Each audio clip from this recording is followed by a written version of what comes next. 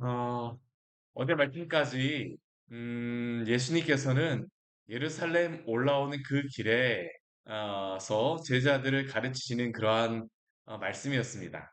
이제 11장 말씀서부터는 어떠한 말씀이 이제 시작이 되냐 하면 예수님께서 예루살렘에 들어오셔서 이제 순환 받으시는 그러한 일들이 이제 본격적으로 나오게 됩니다. 우리가 그 사복음서 말씀을 보게 되면 예수님의 그러한 그 사역의 그러한 일들을 보면 예루살렘에서의 그러한 사역은 7일밖에 되지 않습니다. 일주일 정도의 그러한 기간밖에 되지 않는데 성경에 기록된 내용을 보게 되면 3분의 1, 한 5분의 2 정도가 예수님의 이 순환에 대한 그러한 말씀입니다. 그렇다라고 하는 것은 예수님의 이 고난과 이 순환 받으 십자가에 달려 죽으시고 부활하시는 것이 성경에서 또한 성경 전체에서 얼마나 중요한 것인가라는 것을 우리에게 말씀하고 있습니다. 이제 오늘 예수님의 그러한 사역이 본격적으로 시작합니다. 오늘 말씀을 보게 되면 예수님께서 예루살렘에 들어가시는 그러한 말씀입니다. 입성하시는 그러한 말씀이죠. 예루살렘 가까이 이르셨을 때에 감람산 bet바게와 베다니에서 예수님께서 제자들 둘을 보내셨다라고 말씀합니다. 바로 그 나귀를 타시고 출발하시기 위함입니다. 우리가 예수님의 그러한 예루살렘에 올라가셔서 이제 사역을 마무리하는 그러한 시점이라고 한다면 사람들이 생각하기에는 지금 예수님이 올라가시는 것은 무엇으로 생각합니까? 왕이 되실 것이다라고 많이 기대를 합니다. 오늘날에도 지금 예루살렘에 가게 되면 이 부활절쯤 가게 되면 가장 흥겨운 흥겨운 행사 중에 하나가 바로 예수님께서 이 bet바게에서 이 베다니에서 출발하시는 그러한 장면입니다. 이 bet바게는 한 1.5km 정도 감람산 뒤에 있는 바로 마을이고요.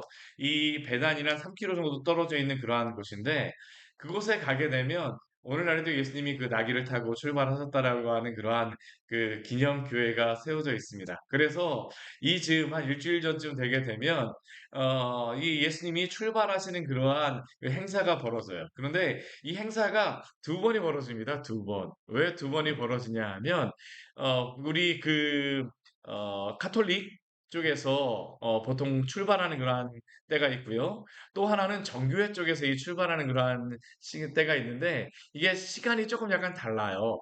그러기 때문에 달력이 조금 다르기 때문에 이 출발하는 시간이 다르는데 근데 그 둘 다 이렇게 예수님이 출발하시는 그러한 그 때가 되게 되면 예루살렘에 있는 모든 사람들이 다 거의 모입니다. 뭐 외국인들 다 모이고요. 이것을 위해서 정말 전 세계 곳곳에서 비행기 타고 모입니다.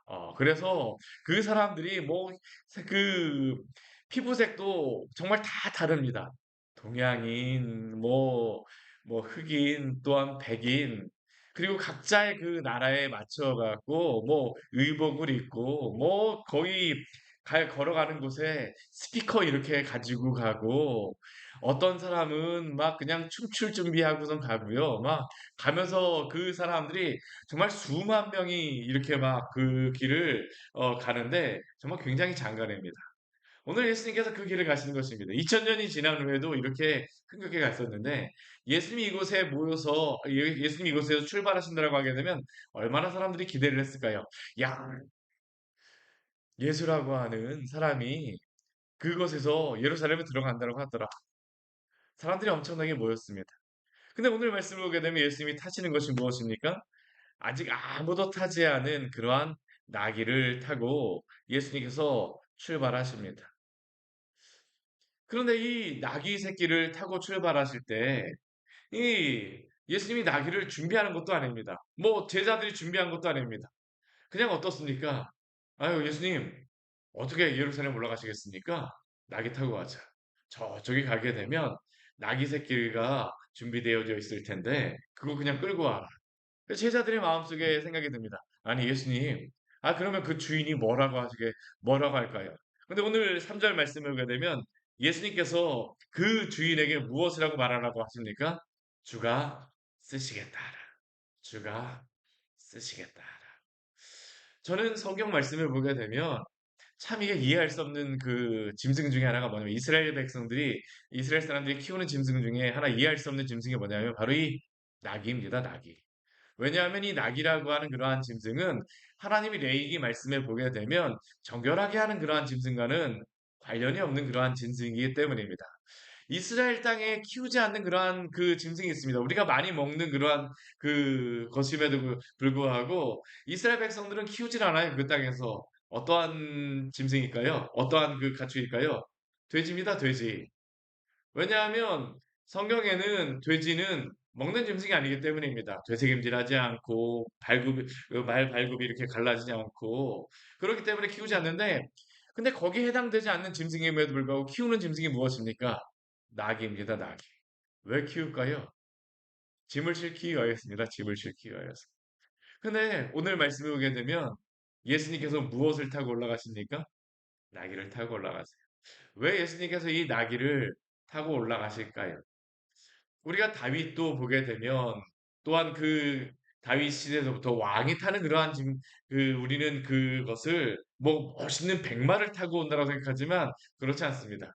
솔로몬도 그 탔던 그러한 것들을 보게 되면 이 나귀 왕들이 탔던 것은 바로 이 나귀들입니다. 그냥 쓸모없고 볼품없는 것 같은 것. 그런데 이 나귀를 그 예수님이 타실 때에 이 나귀에게 유일하게 한 가지 그 예수님이 타시는 한 가지의 조건이 있었어요. 무엇입니까? 곧 아직 아무도 타지 않은 나귀 새끼를 예수님께서 풀어오라고 말씀하시죠. 그리고 그 나귀 주인에게 필요한 마음은 무엇입니까? 주가 쓰시겠다 하면 그냥 드리는 것입니다. 나귀에게 어떤 특별한 효능이 있거나 특별한 어떠한 그 멋있는 그러한 나귀가 멋있기 때문이 아니라 주가 쓰시기에 편하기 때문입니다. 사랑하는 성도 여러분. 정말 주님이 쓰시는 그러한 사람들은 어떤 사람일까요? 우리 뭐 디모데후서 말씀에서도 보았지만 금그릇, 은그릇, 많은 좋은 그릇들 저 사람이 쓸만하겠다라고 생각하지만 정말로 주님이 쓰시기에 가장 좋은 그러한 사람들은 어떤 사람이냐면 주가 쓰시기에 편한 사람임을 기억하시기를 바랍니다. 주가 쓰시기에 편한 사람, 주가 쓰시겠다. 주를 위하여 준비된 사람, 깨끗한 사람. 금그릇, 은그릇이 아니라 깨끗한 그릇이 바로 주님이 사용하시는 그러한 그릇이죠. 우리도 주님이 쓰시기에 가장 편한 그릇이 되어지기를 원합니다. 깨끗한 그릇으로 주 앞에 그 사용되어지기를 원합니다. 주님이 바로 타셨던 그러한 그 짐승이 바로 그래서 낙입니다, 낙이. 그런데 이 낙이라고 하는 것은 그냥 뭐 그렇기 때문에 예수님이 타신 것은 아닙니다. 왜 예수님께서 나귀를 타셔야만 했을까요? 사실 타지 않은 그러한 말이 있다라고 하게 되면 그 사용하지 않은 그 뭐 주인이 뭐 주를 위하여서 쓰기에 주가 쓰시겠다라고 해서 말도 그렇게 사용할 수 있지 않겠습니까? 그렇죠? 근데 왜 나귀를 예수님께서 타셔야만 합니까? 왜냐하면 이것은 벌써 하나님께서 이 나귀를 타라고 말씀하셨기 때문입니다. 우리 스가랴서 말씀 우리가 같이 한번 찾아보도록 하겠습니다. 스가랴서 우리 9장 9절의 말씀입니다. 우리 우리 구약이죠. 구약에 우리 스가랴 우리 말씀입니다. 스가랴 9장 9절의 말씀. 우리 구약성경 1321페이지입니다. 평소에 잘 보지 않죠. 그런데 우리가 잘 보지 않는 그 말씀. 그런데 여기에 나와 있는 아주 귀한 말씀이 있습니다. 우리 스가랴서 우리 9장 9절의 말씀입니다. 아, 스가랴서 9장 9절의 말씀입니다. 1321페이지입니다. 제가 읽은 경우는 같이 읽겠습니다. 시온에 따라 크게 기뻐할지어다. 예루살렘에 따라 즐거이 부를지어다. 보라 내 왕이 내게 임하시나니 그는 공의로우시며 구원을 베푸시며 겸손하여서 나귀를 타시나니 나귀의 작은 것 곧 나귀 새끼니라. 아멘. 왜 예수님께서 나귀를 타실까요? 바로 이 말씀 때문입니다. 스가랴서 9장 9절의 말씀에 나와 있는 것과 같이 예수님께서는 하나님께서 스가랴 선지자를 통하여서 말씀하셨던 그대로 바로 올라가는 겁니다. 사실 사람들의 그러한 눈에 띄기 위하여서는 백마를 타는 게 훨씬 더 아름답지 않겠습니까? 사람들에게 더욱더 무엇인가 있어 보이기 위하여서는 어떠한 큰 행렬, 어떠한 준비가 필요할지 모르겠습니다. 근데 오늘 예수님이 올라가는 그러한 모습을 보십시오. 제자들이 준비하면서 그 3년의 기간 동안 그 많은 사람이 따랐음에도 불구하고 예수님의 행렬은 굉장히 많은 행렬이기는 하지만 사실은 굉장히 초라한 행렬입니다. 그냥 사람들이 모인 행렬입니다. 그 주변에 많은 사람들이 모였다라고는 하지만 화려하거나 멋진 그런 행렬은 아니었어요. 그냥 나귀를 타신 그러한 예수님. 그리고 예수님께서는 이 나귀를 타고 올라가십니다. 이 올라가시는 이 장면은 참 겹죠. 아까도 제가 잠깐 말씀드렸지만 우리 여기 8절 말씀이 어떻습니까? 많은 사람들이 자기들의 겉옷을 깔기 시작합니다. 이 겉옷이라고 하는 것은 그 사람들에게 굉장히 중요한 것입니다. 전 재산인 사람들도 있어요. 그런데 예수님이 오신다라고 하니까 자기들의 겉옷을 깔기 시작합니다. 또 어떤 사람들 어떻습니까? 벤 나무까지 예, 우리 대추야자 나뭇잎 있잖아요. 큰 나뭇잎. 그 나뭇잎을 그 앞에다 깔아놓고 길에 펴고 제자들은 자신들의 옷을 나귀에 안장 대신 거기에 깔고 뭐 여러 가지 것들을 준비하여서 예수님이 그 길을 올라갔습니다.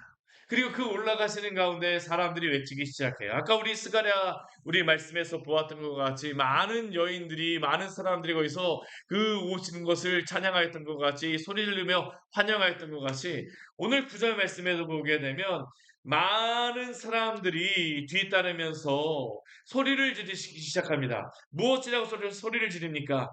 호산나 찬송하리로다. 주의 이름으로 오시는 이여. 이 호산나라고 하는 그 의미가 어떤 의미인지 아십니까? 우리 찬양 많이 하잖아요. 호산나, 호산나 뭐 이런 찬양들을 예전에 많이 했었는데 왜 호산나라고 하는 이 사람들이 소리를 지를까요? 이 호산나라고 하는 그러한 의미가 나라고 하는 게 우리라는 겁니다. 이 호산나라는 게 호산이라고 하는 게 이게 구원하다라는 그런 의미입니다. 우리를 구원하소서. 우리를 구원하소서. 우리를 구원하소서. 많은 사람들이 이곳에 모였습니다. 예수님에 대한 그러한 기대가 있습니다. 많은 사람들은 예수님께 무엇인가를 기대하며 다 모였습니다. 그리고 뭐라고 했습니까? 우리를 구원하소서. 우리를 구원하소서. 찬송합니다. 우리를 구원하소서. 주의 이름으로 오시는 이여. 주님의 이름. 하나님의 아들로서. 예수로. 그리스도로 오시는 이여. 우리를 구원하소서. 라고 외치면서 이 자리에 함께 있죠. 찬송하리로다 오늘 우리 조상 다윗의 나라여 가장 높은 곳에서 호산나. 지금 이들은 무엇을 기대하고 있습니까? 다윗의 나라를 기대하고 있습니다. 왕으로 오시는 그분을 기대하는 겁니다. 메시아여, 그리스도여, 예수여, 호산나, 우리를 구원하소서, 우리를 구원하소서. 바로 이들의 외침입니다. 그 열망과 기대가 느껴지십니까? 그런데 여기서 우리는 한 가지 질문을 할 수밖에 없죠. 그런데 지금 그들은 무엇으로부터, 어디로부터 구원받기를 원하기 때문에 이렇게 소리를 지를까요? 이렇게 외칠까요? 호산나 찬송하리로다. 주의 이름으로 오시는 이여. 찬송하리로다 오는 우리 조상의 조상 다윗의 나라여. 가장 높은 곳에서 호산나. 이들은 무엇으로부터 구원을 받기를 원하기 때문에 이렇게 외치고 있습니까? 제자들도 오해하고 있는 것이 무엇입니까? 제자들도 지금 이 순간에도 기대하고 있는 것은 무엇일까요? 예수님이 이제 예루살렘에 다 오셨다.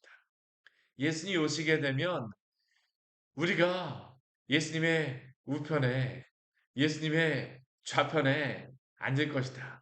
예수님이 세 번씩이나 그렇게 말씀하셨지만 이렇게 많이 모인 사람들을 보라. 예수님이 올라가시게 되면 무엇인가 있을 것이다.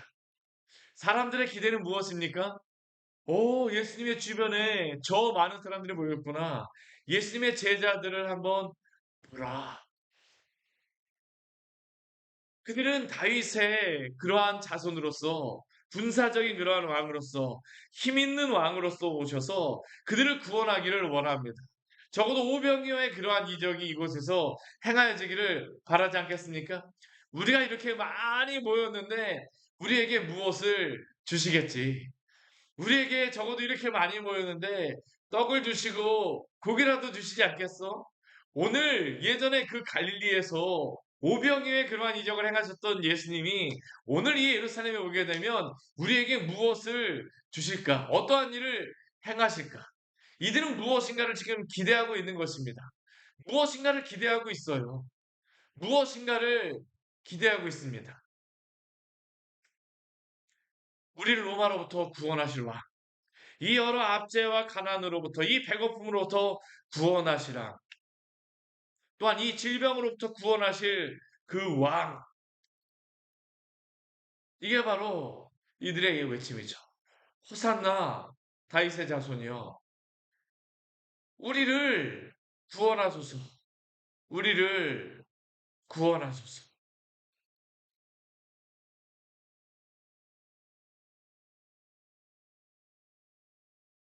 근데 이 질문은 이 외침은 사실 우리의 외침이기도 합니다.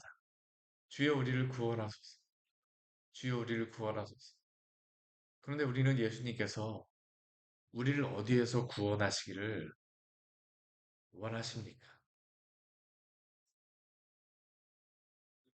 오늘 이렇게 외치고 난 다음에 저는 아주 인상적인 장면 11절 말씀으로 오늘 말씀은 마무리되고 있습니다. 오늘 이게 주일날 그 예수님의 그 사역으로 친다면 주일날 있는 그러한 일입니다. 근데 이 주일날 안식일이 지난 그 다음 날이죠. 이 주일날 어떠한 일, 오늘 어떠한 일이 있을까요? 우리 가장 마지막 우리 저녁 때 우리 같이 한번 읽어보겠습니다. 예수께서 예루살렘에 이르러 성전에 들어가사 모든 것을 둘러보시고 때가 이미 저물매 열두 제자를 데리시고 베다니로 나가시니라. 저는 참 이해할 수 없는 그러한 장면이 바로 이 11절의 말씀입니다. 그 많은 사람들이 예수님과 함께 모였는데 예루살렘에 들어가게 되면 무엇인가가 예수님 주변에 더 많은 사람들이 모일 거라고 기대할지 모르겠는데 예루살렘 가십니다.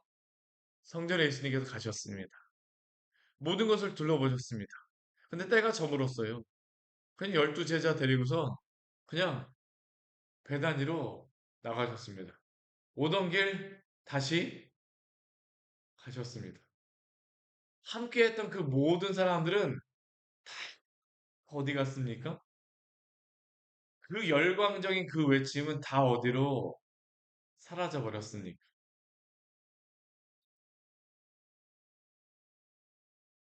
기대가 크면 실망도 큰 법입니다.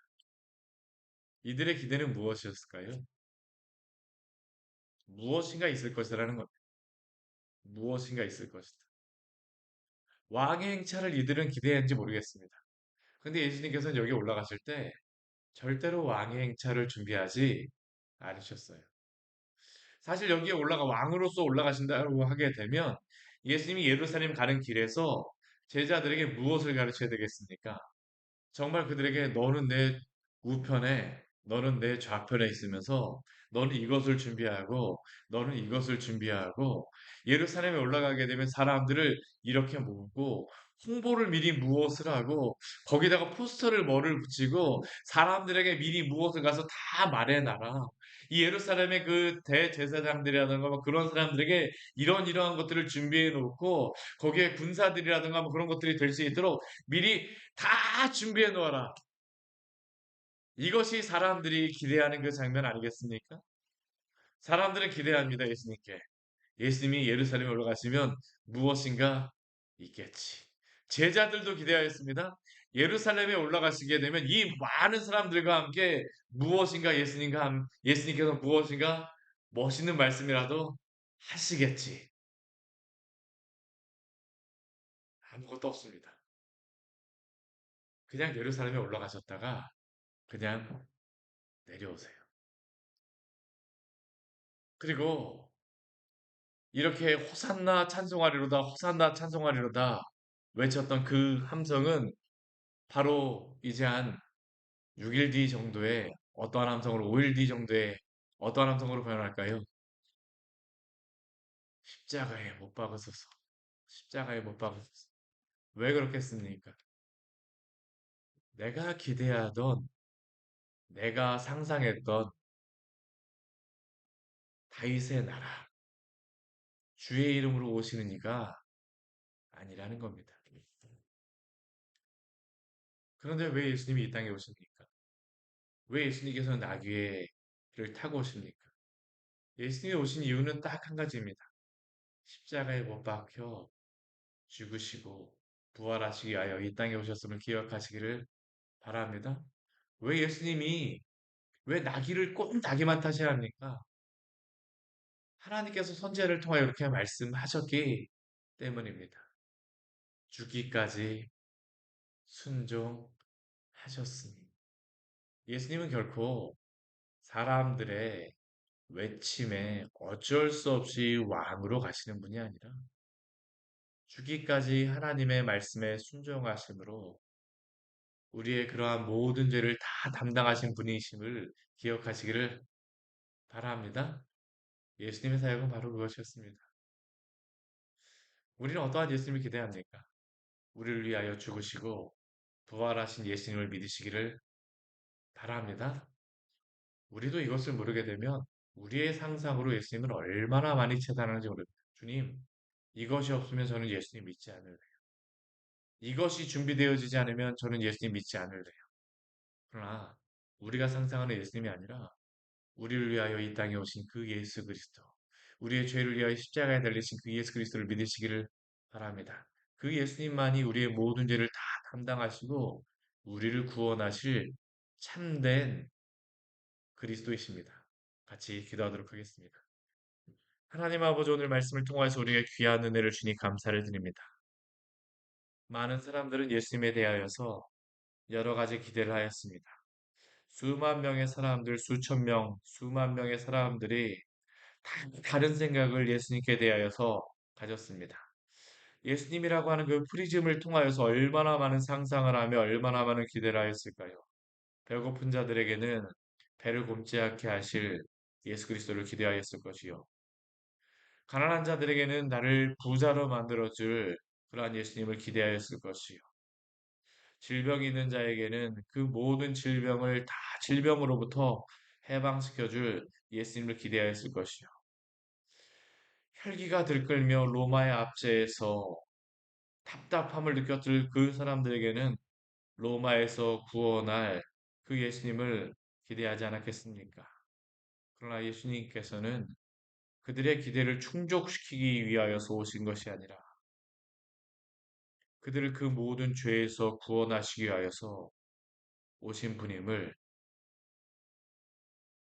우리로 하여금 알게 하여 주시고 오늘도 우리의 생각에 따라서 예수님을 재단하는 것이 아니라 우리의 죄를 위하여 이 땅에 오신 예수님을 믿고 오늘도 우리의 모든 죄악을 회개하며 주 예수 그리스도 안에서 참된 소망과 참된 평안을 얻는 우리 귀한 지체들 될 수 있도록 도우시고 인도하여 주시옵소서. 내가 원하는 보물이 아닌 그리스도 안에 있는 참된 보물을 소망하게 하여 주시고 그리스도를 통하여서만 얻을 수 있는 참된 주님의 나라에 대한 소망으로 오늘도 가슴이 부풀어 오르는 우리 귀한 성도들 될 수 있도록 주여 도우시고 인도하여 주시옵소서. 호산나 우리를 죄에서 구원하소서. 주의 이름으로 오시는 이여 주만이 온전히 영광받아 주시옵소서. 예수님 이름으로 기도드립니다. 아멘. 네, 오늘 말씀 같이 기억하시면서 기도하며 나가도록 하겠습니다.